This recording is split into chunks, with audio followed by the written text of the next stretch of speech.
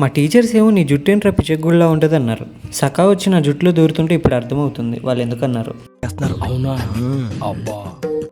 ఏ bye ఈరోజు ఎన్నోడి day 153 of prep series. నమస్తే అన్న, ఎన్నాళ్ళకి మా మీద దయ కలిగింది, బాగున్నారా? ఎన్ని రోజుల నుంచి వీడియోస్ ఎందుకు అప్లోడ్ చేయలేదంటే మిమ్మల్ని ఎంటర్టైన్ చేయడానికి ఏదో ఒక జంపర్ మే బంపర్ వెతుకుదామని అనుకున్నా, కానీ ఏం దొరకలా. ఇప్పుడు ఎక్కడ కొట్టాలరా నిన్ను? కొట్టకుండా పని మార్గం లేదా? ఉంది. ఆ మార్గం ఏంటంటే ఎక్స్పెరిమెంట్లు ఏం చేయకుండా నా పని నేను చేసుకుని నా ప్రెప్ సిరీస్ నేను చేసుకుంటే బెటర్. ఇంకా 3 months ఉంది మన కాంపిటీషన్కి. చెస్ట్ చూసారా ఎలా ఉందో, గొరిలా చెస్ట్ అంటుంది దాన్ని.